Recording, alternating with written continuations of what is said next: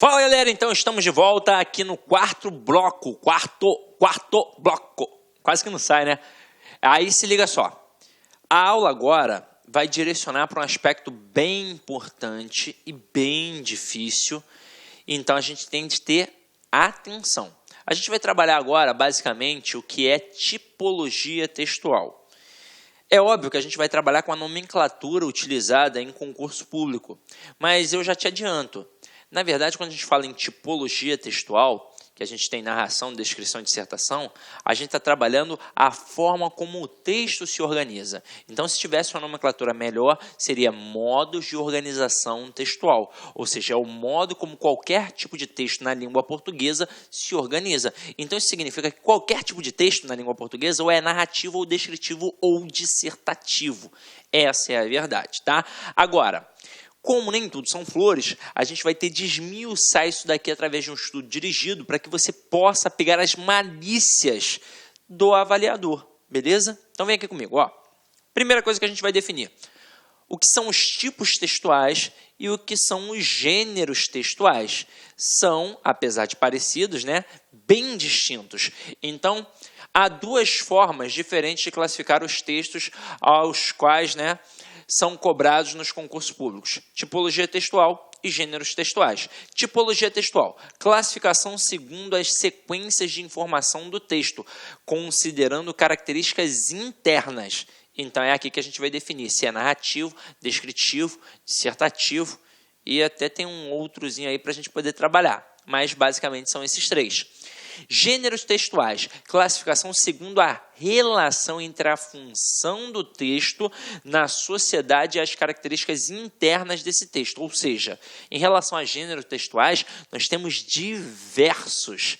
Então, eu posso dizer que o gênero está dentro do tipo de texto, tá? Então, dentro de uma narração, eu posso ter diversos gêneros textuais. Dentro de uma dissertação, eu posso ter diversos gêneros textuais. E é assim que funciona, tá? Então, vamos lá. Gêneros textuais. Em sociedade, escrevemos textos para entreter, informar, ensinar, convencer o interlocutor. Trata-se da intencionalidade discursiva. Então, tudo que é feito tem uma intenção. É por isso que tem um contrato de comunicação. Romances são escritos para entreter, receitas para ensinar, artigos de opinião para convencer, notícias para informar. Cada um desses gêneros tem características próprias para atender à sua função. É por isso que eu digo, cada texto tem um contrato de comunicação. Agora, dependendo do gênero e de sua função, certas sequências de informação serão predominantes, as quais chamamos tipos ou modos textuais. Então, aqui a gente tem os gêneros e aqui a gente tem os tipos para poder comparar. Então, uma notícia pode ser narrativo ou descritivo. Receita culinária é um texto injuntivo. Entrevista pode ser dialogal, pode ser narrativo ou dissertativo.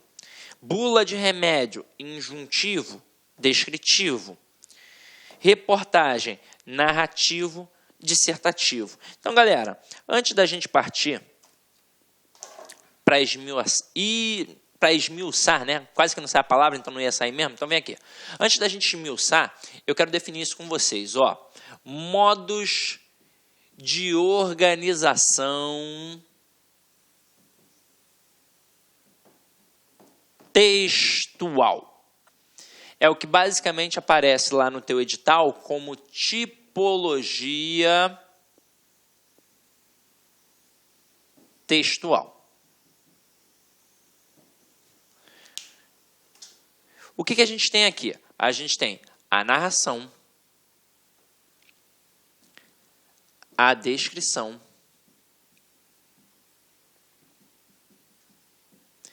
e a dissertação como estruturas primordiais. Ah, apareceu um outro, Sidney, eu vi um tal de texto injuntivo, não sei o quê. Galera, basicamente é isso. E agora eu vou falar um pouquinho sobre cada um deles, depois a gente aprofunda um pouquinho mais, tá? Então vamos lá. A narração ela é fruto de uma imaginação.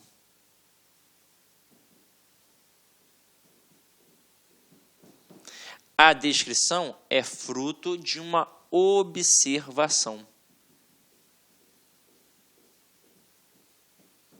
E a dissertação é fruto de uma argumentação. Por que as bancas privilegiam a dissertação? Porque todo mundo é capaz de imaginar, todo mundo é capaz de observar, mas nem todo mundo é capaz de argumentar. Então, a gente vai agora, no decorrer da aula, trabalhar as principais características para a gente poder perceber o que torna um texto narrativo, o que torna um texto descritivo, o que torna um texto dissertativo. Aí você vai perceber que tem algumas peculiaridades para a gente poder analisar, que esse texto dissertativo pode ser expositivo ou argumentativo. Você vai falar que já viu lá no edital um tal de texto injuntivo, que porcaria é essa, Sidney? Então, vamos lá, ó. O texto injuntivo, ele basicamente é um texto descritivo, só que ele tem uma pegada diferente, ele tem uma pegada imperativa. Você vai encontrar basicamente em bulas de remédio, em manuais de eletrodomésticos, porque vai ter a ordem, vai ter o comando, a sequência que você deve seguir e a descrição de todo o procedimento. Então, um texto injuntivo é basicamente isso, é um texto descritivo. Normalmente, quanto mais rico é o texto, mais misturas tem. Por exemplo, você pega um romance do Machado de Assis.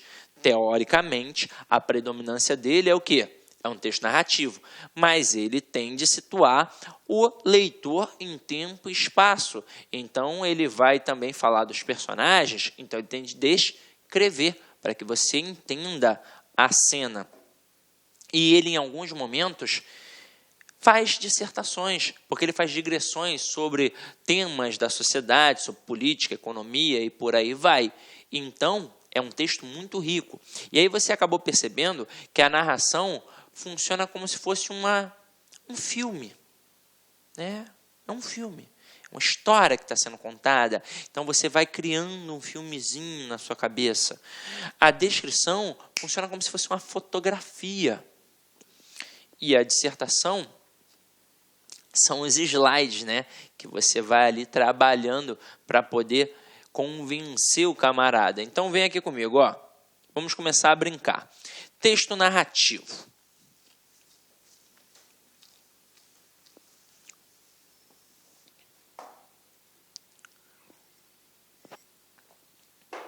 A gente vai trabalhar assim. Eu dou o exemplo e depois a gente vê as características, tá? Então, aqui, ó. Conta a lenda que um velho funcionário público de Veneza, noite e dia e noite, rezava e implorava para o seu santo que o fizesse ganhar sozinho na loteria, cujo valor do prêmio o faria realizar todos os seus desejos e vontades. Assim passavam os dias, as semanas, os meses e anos, e nada acontecia.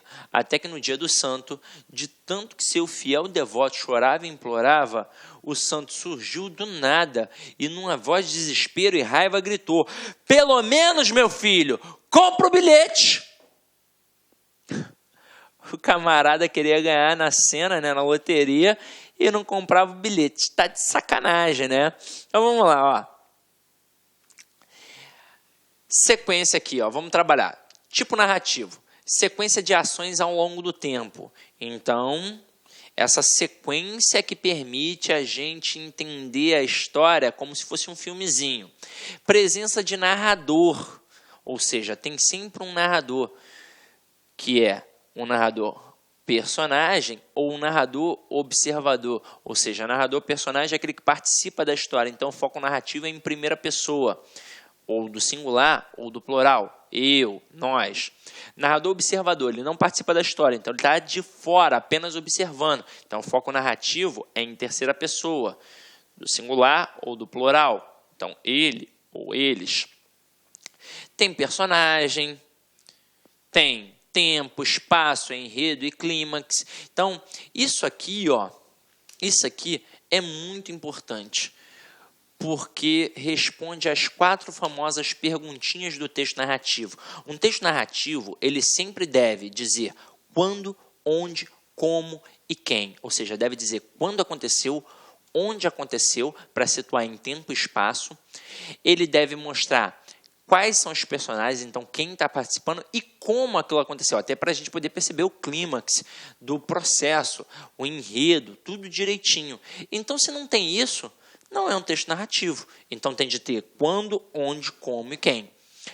Aí a predominância de verbos de ação, porque são acontecimentos, são ações que vão acontecendo ao longo do tempo. Então, basicamente, são os verbos transitivos e intransitivos que aparecem. Presença de progressão temporal. Então, tem uma passagem ali de tempo, obviamente.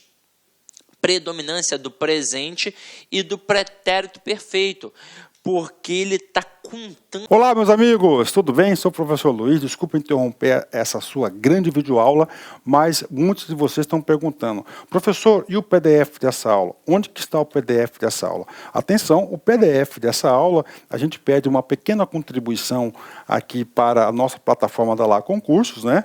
Olha só, atenção, todos os PDFs, não só dessa aula, mas todos os PDFs que eu falo que é do curso do TJ, da playlist da Lá Concurso TJ Pará 2019, né?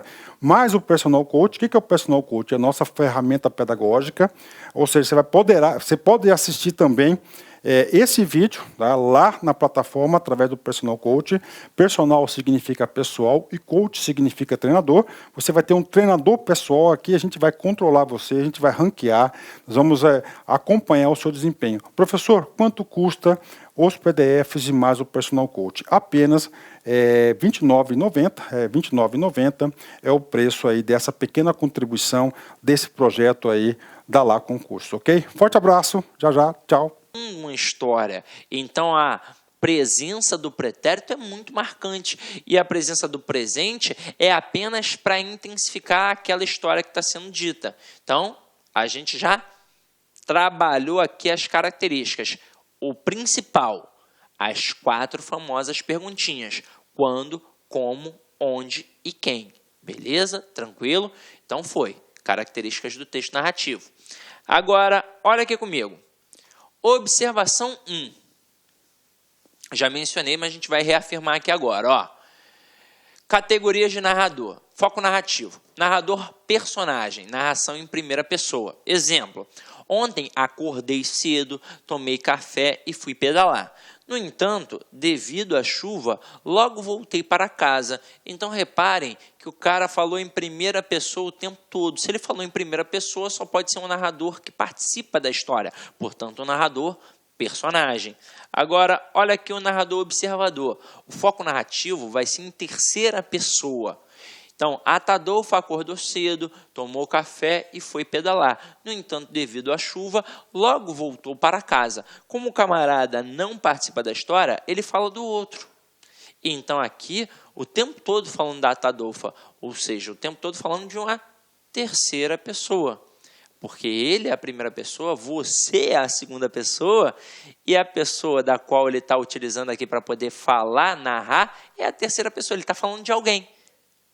Porque em todo o processo das pessoas do discurso, a gente sempre tem primeira, segunda e terceira pessoas. Primeira é quem fala, segunda é com quem se fala, terceira é de quem se fala. Então, ele está falando de alguém, está falando da Atadolfa. Então, por isso, o foco narrativo é em terceira pessoa. Esse é o narrador observador. Agora, narrador onisciente. Aí eu botei aqui que é altamente questionável. Porque, na verdade, a gente tem 2 narradores. Narrador personagem, narrador observador. Aí o narrador onisciente é a narração em terceira pessoa com comentários sobre o passado e o futuro da narrativa, além de análise dos pensamentos das personagens. Então, é como se ele estivesse dando um juízo de valor.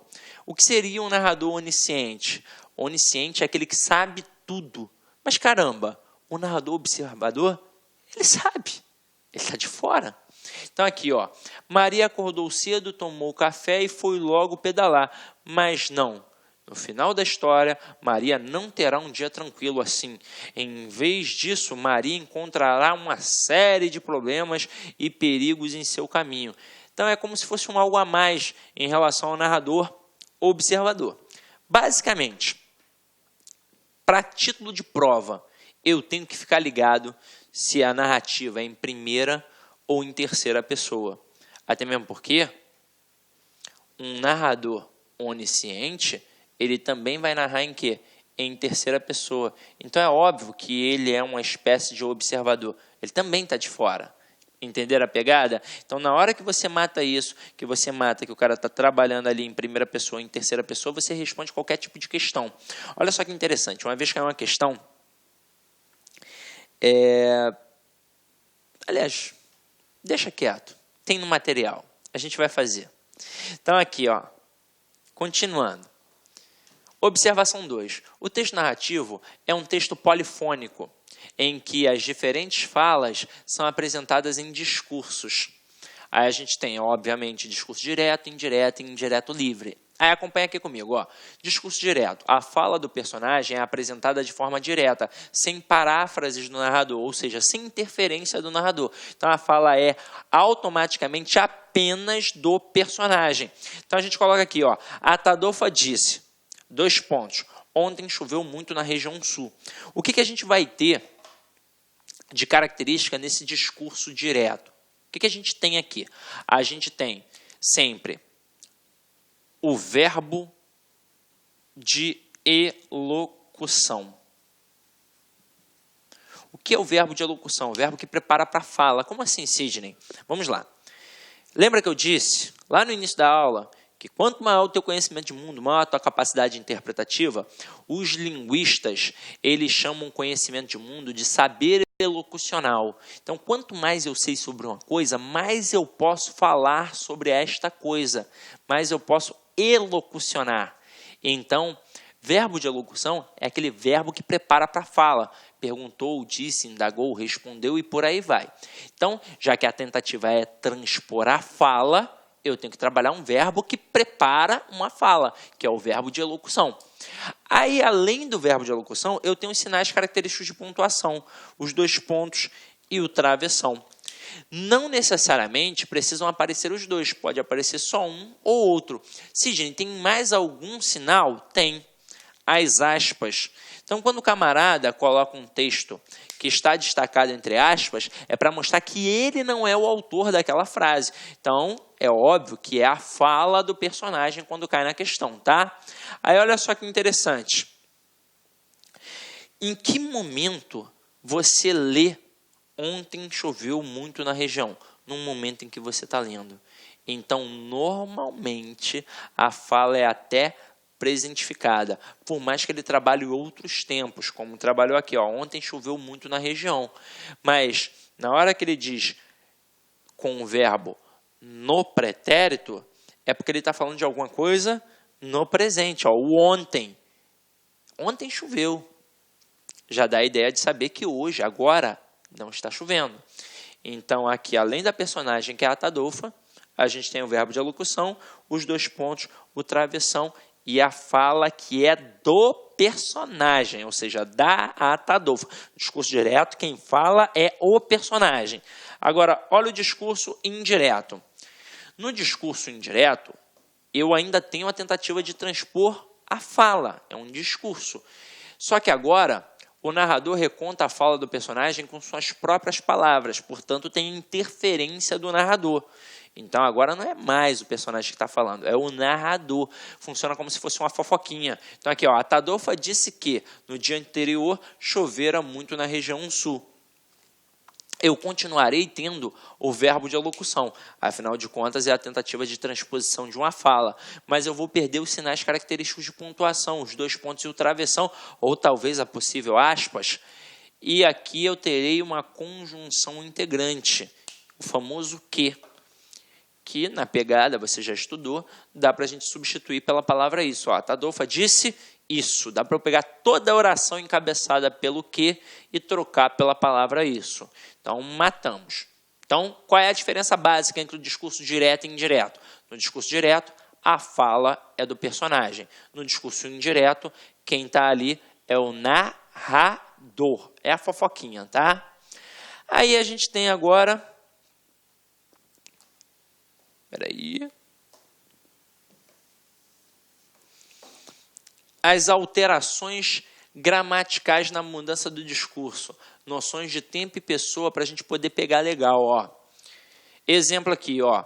Pedro afirmou, amanhã irei para minha casa. E Pedro afirmou que no dia seguinte irei para a sua casa. Galera, é só reafirmar o que a gente acabou de falar aqui agora. Ó. Discurso direto tem verbo de elocução, ou de send, né? Discurso indireto também tem um verbo de elocução. A diferença é que no discurso direto, quem fala é o personagem. E no discurso indireto, quem fala é o narrador. O tempo muda. No discurso direto, tempo presentificado. No discurso indireto, tempo normalmente pretérito. Beleza? Tranquilo? Foi? Então, a pessoa muda completamente. Numa é o personagem, na outra é o narrador que fala, tá? Então, vamos lá, ó. Eu preparei aqui um quadrinho, uma tabela, para vocês perceberem de forma bem mais aprofundada as principais diferenças entre o discurso direto e indireto. Então, aqui, ó. Se no discurso direto, normalmente eu tenho presente, no indireto, eu tenho um pretérito imperfeito. Então, aqui, ó. Eu amo o Rio. Presente. No pretérito imperfeito, Maria disse que amava o Rio. Mas eu posso trabalhar outros tempos também, ó. Pretérito perfeito. Eu fui à praia. Pretérito mais que perfeito no indireto. Maria disse que fora à praia. Futuro do presente. Eu irei à praia. Futuro do pretérito. Maria disse que iria à praia. Presente do subjuntivo. Talvez eu durma. Pretérito imperfeito subjuntivo. Maria disse que talvez dormisse. Então, a diferença é muito clara. Aqui, o cara fala o tempo todo em primeira pessoa, no discurso direto, porque é o personagem que está falando. Agora, no discurso indireto, o cara está falando em terceira pessoa. Então, muda completamente. Beleza? Tranquilo? Então, vamos lá. Ó. Agora aqui, acompanha comigo. Discurso indireto livre. Mistura entre fala de narrador e personagem, geralmente associada a fluxo de consciência. Que é o seguinte, na verdade, a tradição literária, ela utiliza uma nomenclatura às vezes arcaica, e a gente tem de seguir porque é uma tradição. Então, é uma mescla de falas entre narrador e personagem. Mas o ideal, na verdade, é pensar nisso daqui, ó, no fluxo de consciência, no fluxo de pensamento. Porque o discurso indireto livre, ele não tem como base, como ideia, transmitir a fala do personagem. Na verdade, foi a forma como a literatura encontrou de transmitir o pensamento do personagem. Então, isso é sensacional. Num texto que possui imagens, a gente consegue muito bem diferenciar quando o texto trabalha o que é o chamado mundo real e o mundo onírico, ou seja, o pensamento. Então, se é uma novela, está em cores, se vai o pensamento, fica preto e branco. O Chaves, coloca o balãozinho em cima, né? A Turma da Mônica também. Agora aqui é muito difícil. Então, como é que a gente vai perceber? A gente vai perceber pela ausência do verbo de locução. Afinal de contas, não é mais uma tentativa de transmitir a fala. A tentativa é transmitir o pensamento do personagem. Então, aqui, ó. Maria caminhava na rua distraidamente quando tropeçou em uma pedra. Ai, meu pé, que falta de atenção. Maria seguiu irritada consigo mesma, prometendo-se olhar o chão com mais cuidado. Então, olha só. Aqui é com certeza uma mistura. Você consegue perceber? Porque aqui, ó. Ai, meu pé, que falta de atenção. Quem disse isso foi a Maria. Só que, na verdade, ela pode nem ter dito. Ela pode ter apenas pensado. E aí é óbvio que você vê que tem a amarração do narrador. Mas aí, olha que interessante. Construir um texto assim é difícil. Mas para identificar na prova é fácil. Porque ele vai colocar e você vai procurar. Opa! Não tem o verbo de elocução. Então, matei que é discurso indireto livre. O camarada na prova, na hora de trabalhar os conceitos, com certeza ele vai trabalhar os conceitos tradicionais. Então, o que seria o discurso direto? Fala do personagem. Discurso indireto? Fala do narrador. Discurso indireto livre? Mistura de fala entre narrador e personagem. Pronto e acabou. Resumo da ópera, tranquilo? Então, vamos lá. Vamos agora dar uma olhada num exemplo de texto descritivo. Eu tenho aqui, ó. A árvore é grande, com um tronco grosso e galhos longos. É cheia de cores, pois tem o marrom, o verde, o vermelho das flores e até um ninho de passarinhos. O rio, espesso, com suas águas barrentas, desliza lento por entre pedras polidas pelos ventos e gastas pelo tempo. Vamos para as características do texto descritivo. Sequência de características de um ser.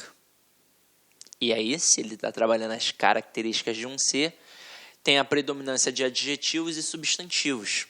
Afinal de contas, o ser vai ser o substantivo e as características desse ser serão expostas pelo adjetivo. Então, vai ser o adjetivo trabalhando ali em prol daquele substantivo.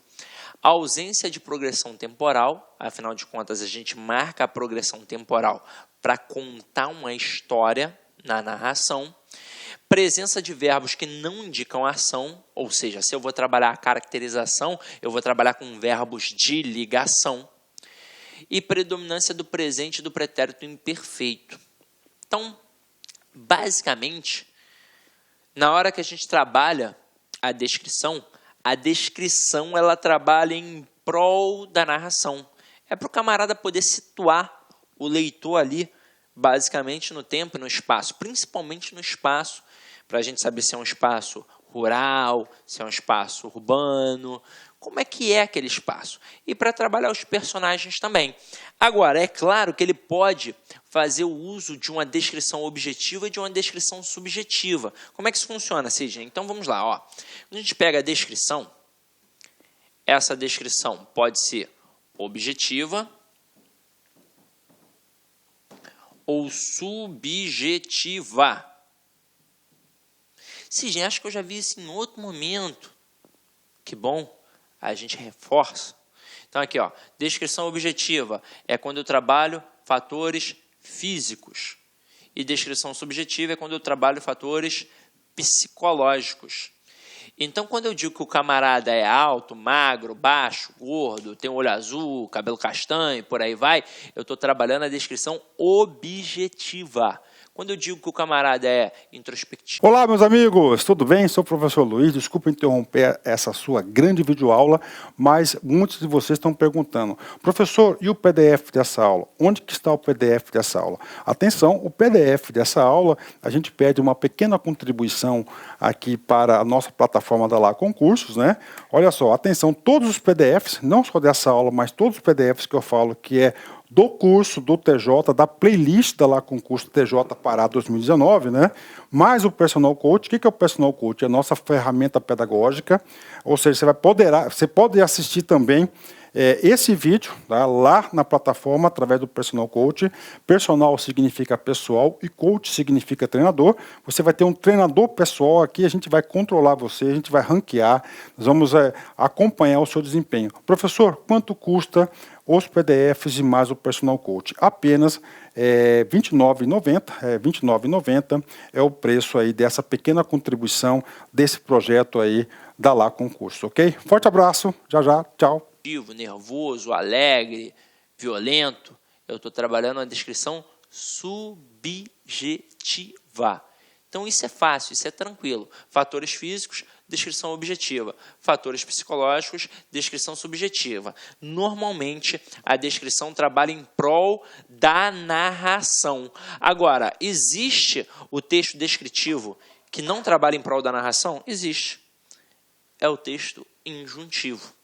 O texto injuntivo, ele tem, na verdade, uma estrutura descritiva. Então, aqui, ó, um exemplo. Pegue a tábua e lixe horizontalmente até que a tinta se solte por completo. Depois, passe a primeira camada de verniz. Espere secar por 2 horas. Repita o processo. Depois, utilize um prego para fazer pequenos furos na madeira, onde você deve acrescentar as bolinhas de algodão. Então, o que foi primordial aqui? A estrutura imperativa. Quer ver? Vamos ver as características. Sequência de comandos ou instruções. Predominância do imperativo. Se tem comando e instrução, tem de ter o processo imperativo. Uso constante dos pronomes de tratamento e verbos modalizadores, como dever, ter que, precisar e por aí vai. E o pronome de tratamento ele está direcionando para alguém, que é você. Predominância da coordenação. Como assim? São várias estruturas coordenadas, porque é uma sequência de comandos. Então, basicamente, texto injuntivo tem fator imperativo. O camarada vai te dar um comando e aí ele vai descrevendo, obviamente, esse comando. Então, a gente vai encontrar isso em bulas de remédio, em manuais de eletrodomésticos, sei lá, em qualquer tipo de manual a gente encontra o texto injuntivo, ok? É fácil de identificar. Agora, olha aqui. Tipo dialogal. Esse é bacana. Vamos lá. Exemplo. Está escrito aqui, ó. Violeta é a personagem, em tom ameaçador. Atende, Pedro. Aposto que é aquela sujeitinha para quem você deu seu telefone. Acho que eu posso fazer melhor, hein? Já que é em tom ameaçador. Atende, Pedro. Aposto que é aquela sujeitinha para quem você deu seu telefone. Pedro. Você está ficando louca? Virando-se de costas e mudando o semblante raivoso.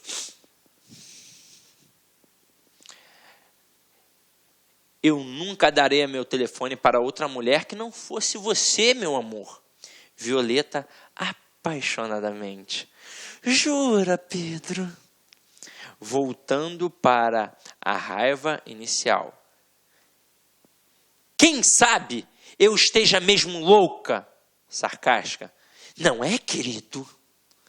Então, o texto dialogal, ele, na verdade, é uma sucessão de diálogos entre os personagens da história. É basicamente uma estrutura teatral. Então, tipo dialogal, sequência de falas alternadas, ausência de narrador, não tem um narrador ali para poder trabalhar aquele enredo, presença de rubrica, que é aqui, ó, dizendo a estrutura, como é que está ali, coisa e tal, se está em tom ameaçador, o que está fazendo, né, para a gente poder entender legal, para a gente poder perceber como foi essa fala, e identificação do personagem antes da fala, né, para mostrar que foi a Violeta e o Pedro aqui que travaram um diálogo. Beleza? Tranquilo? Então, olha só, muito fácil identificar.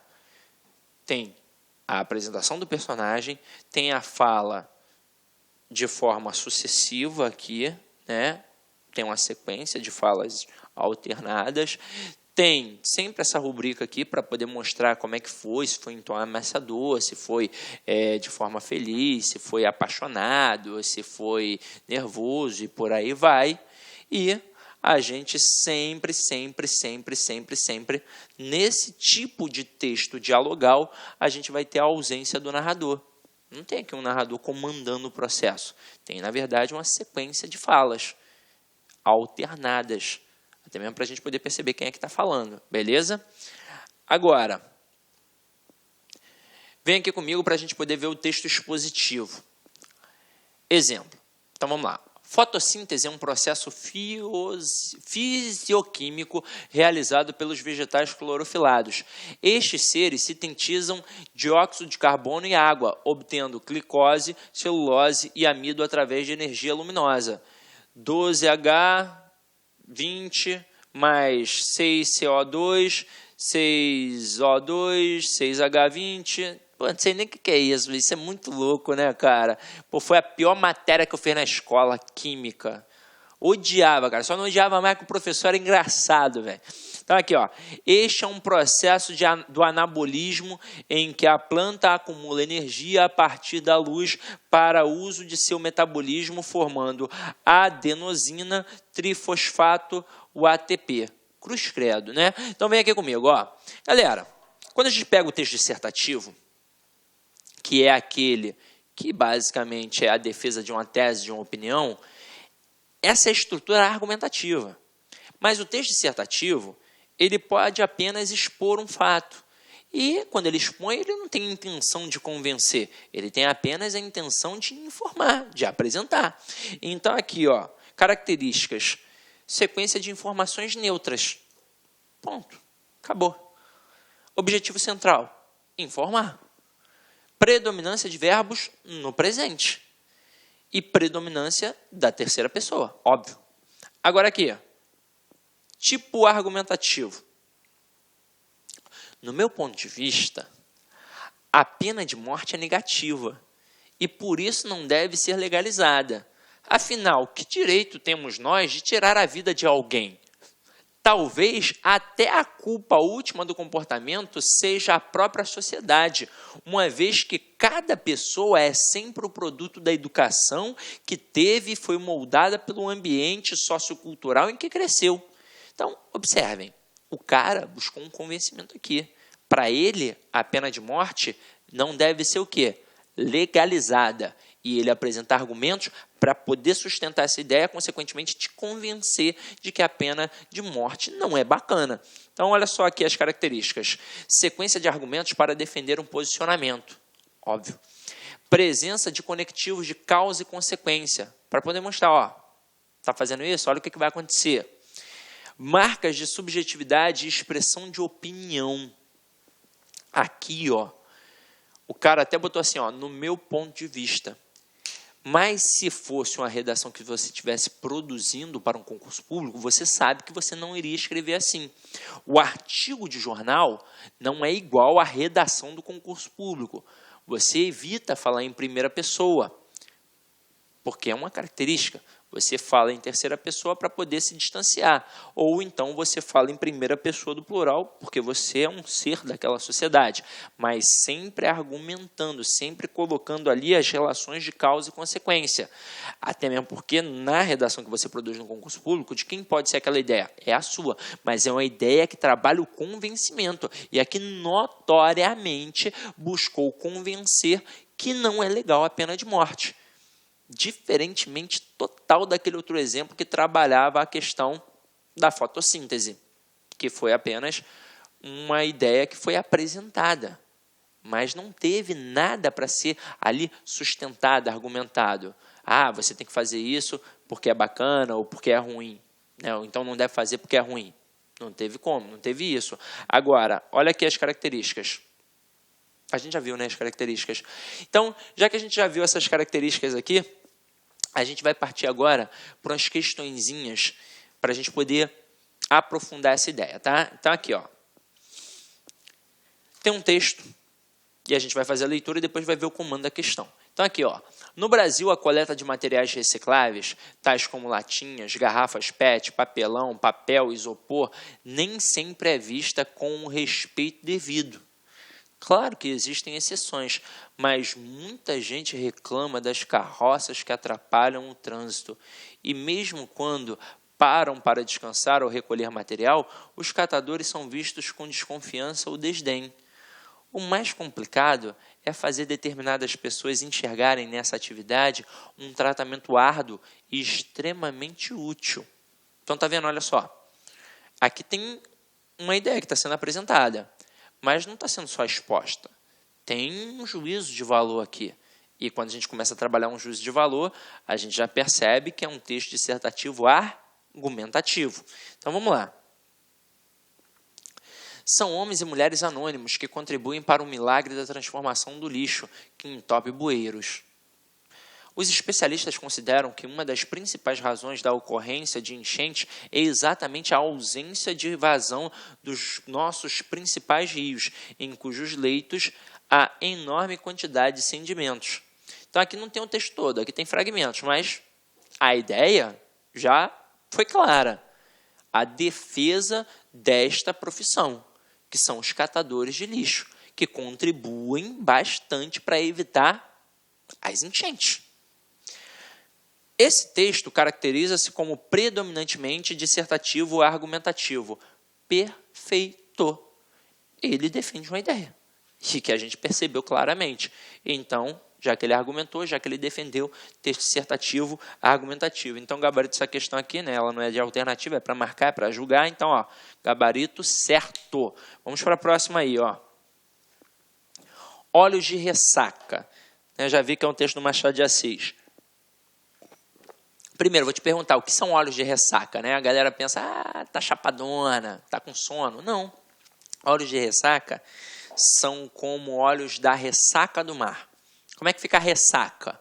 A ressaca, o mind de ressaca, fica violento. Então, o olhar de ressaca é um olhar violento, tendo em vista que o Machado de Assis tinha sempre como personagem forte uma mulher. Os personagens masculinos eram sempre os fracos. As personagens fortes eram sempre as mulheres. Então, acompanha aqui comigo, ó. Tinha me lembrado da definição que José Dias dera para eles. Olhos de cigana oblíqua e dissimulada. Eu não sabia o que era oblíqua, mas dissimulada sabia, e queria ver se podiam chamar assim. Capitu deixou-se fitar e examinar, só me perguntava o que era, se nunca os vira. Eu nada achei de extraordinário, a cor e a doçura eram minhas conhecidas. A demora da contemplação, creio que lhes deu outra ideia do meu intento. Imaginou que era um pretexto para mirá-los mais de perto, com os meus olhos longos, constantes enfiados neles, e a isto atribuo que entrassem a ficar crescidos e sombrios, com tal expressão que... Retórica dos namorados. Dá-me uma comparação exata e poética para dizer o que foram aqueles olhos de Capitu. Não me acode imagem capaz de dizer, sem quebra da dignidade do estilo, o que eles foram e me fizeram. Olhos de ressaca? Vá, de ressaca. É o que me dá a ideia daquela feição nova. Traziam não sei que fluido misterioso e enérgico, uma força que arrastava para dentro, como a vaga que se retira da praia nos dias de ressaca. Ó.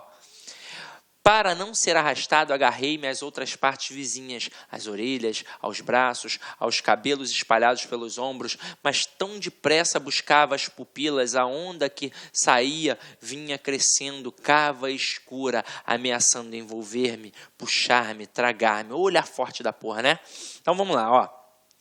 Vem a questão. No texto, o ponto de vista do narrador classifica-se como, e aí olha só, conhecimento de mundo é essencial. Quem escreveu este texto? Que texto é esse? Tem aqui, ó, no finalzinho, ó, Machado de Assis é o autor e o livro é o Dom Casmurro. Quem é o narrador do Dom Casmurro? O próprio Dom Casmurro, o Bento Santiago. Então, já sei que foi em primeira pessoa, já sei que é um narrador personagem. Agora, por mais que eu não tenha esse conhecimento, que é de extrema importância, pela estrutura do texto você percebe. Tinha me lembrado, eu não sabia. Então, ele falou o tempo todo em primeira pessoa. Se ele fala em primeira pessoa, é óbvio que ele é um narrador personagem e o foco narrativo é a primeira pessoa. Então, a gente mata aqui que a questão tem como resposta alternativa A.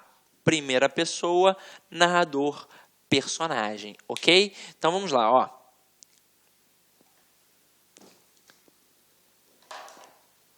No segundo parágrafo, predomina o modo de organização textual. E aí, olha só que parada. Tem que prestar atenção no comando da questão.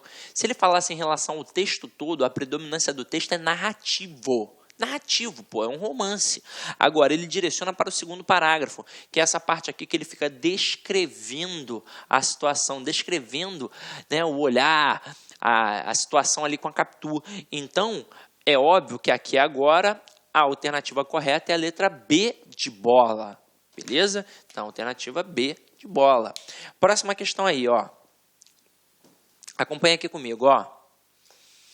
Por intermédio da Bolsa de Mercadorias e Futuros, a Prefeitura de São Paulo colocou à venda 808.450 reduções certificadas de emissões, os RCEs, que correspondem a 1,6 milhão de toneladas de gás metano produzidas pelo aterro sanitário Bandeirantes, em Perus, que deixaram de ser lançadas na atmosfera. O material orgânico presente no lixo se decompõe lentamente, formando biogás rico em metano, um dos mais nocivos ao meio ambiente, por contribuir intensamente para a formação do efeito estufa. No aterro Bandeirantes foi instalada, no ano passado, a usina termoelétrica Bandeirantes, uma parceria entre a prefeitura e a Biogás Energia Ambiental. Lá, 80% do biogás é usado como combustível para gerar 22 megawatts, energia elétrica suficiente para atender às necessidades de 300 mil famílias. Idem. Vamos lá, ó. Comando da questão. Trata-se de um texto dissertativo composto a partir de segmentos narrativos e descritivos. Porra, olha que parada bacana.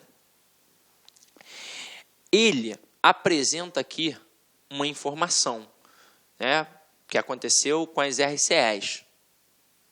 Só que ele realmente narra um processo e descreve exatamente quando ele vai falar das RCEs, porque ele fica aqui, ó, falando que a prefeitura colocou à venda 800 e poucos mil, não sei o que lá, então ele já vai começar a descrever, ó, que corresponde a 1,1 bilhão de toneladas de gás metano produzidas pelo aterro sanitários em Perus, que deixaram de ser lançadas na atmosfera. Então ele narra o processo que acontece, ele descreve aqui nas RCEs, né, que foi 1 bilhão, que não sei o que, coisa e tal, aí falou da porcentagem, falou de tudo, mas a ideia foi falar do quê?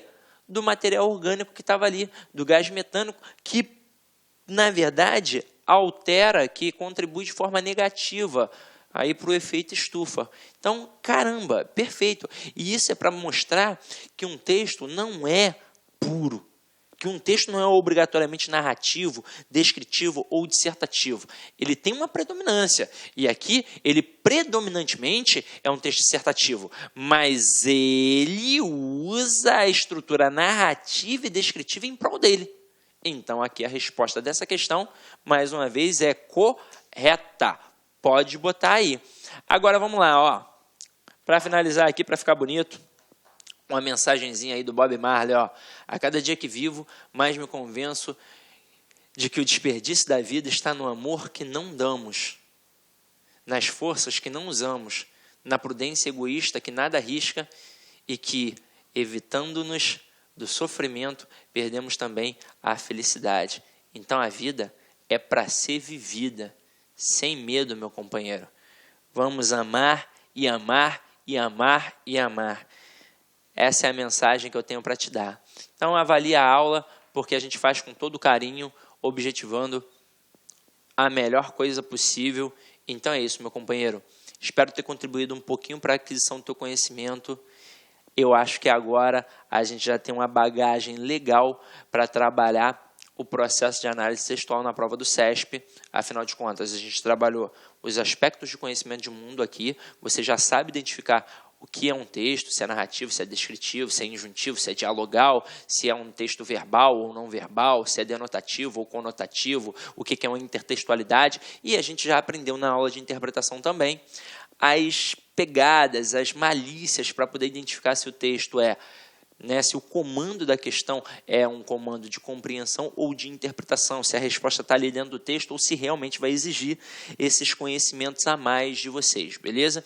Então, espero com isso que você gabarite a prova de língua portuguesa do CESP e tire onda aí com os amigos, com a família, porque você será um futuro concursado. Então é isso, meu companheiro. idem em paz e que o Senhor sempre vos acompanhe. Olá, meus amigos, minhas amigas, sou o professor Luiz Antônio Carvalho, quero agradecer você que ficou no final da nossa videoaula e dar 3 recados para vocês aí da Lá Concurso, né? O primeiro é o seguinte, o PDF e mais o Personal Coach, que é a nossa grande ferramenta pedagógica para acompanhar e potencializar, acelerar seus estudos por apenas R$ 29,90. Esse é o PDF mais a metodologia, ou seja, você vai assistir os vídeos, os mesmos vídeos, mas aonde? Na nossa plataforma no YouTube, ela é a nossa plataforma do site, ok? Por R$ 29,90. E também, lembrando para vocês que nós estamos preparando uma ultra revisão de véspera de no mínimo 20 horas, tá? Eu coloco no mínimo porque eu tenho certeza que nós iremos aí ultrapassar, né? Essa carga horária de 20 horas do conteúdo focado para o TJ Pará. Essa revisão é 100% baseada em exercício da banca do CESP, né? Que a gente já começou os preparativos dessa nossa super revisão. Começará a ser disponibilizado esse conteúdo a partir do dia 6 de janeiro. E essa super revisão é pay-per-view, tem que ser no site da LAC, por apenas R$ 39,90. E se você quer mandar um recado, conversar com o professor Luiz Antônio, faço um chamamento para vocês que nós temos um programa semanal chamado Concurseiros, que a gente transmite ao vivo, sempre às 19 horas, horário de São Paulo. E o primeiro programa, o programa de estreia, dia 30/10, estarei aqui com vocês. Bacana? Então, forte abraço com vocês e até a próxima aula, se Deus quiser. Tchau, tchau. Fui! Clique like.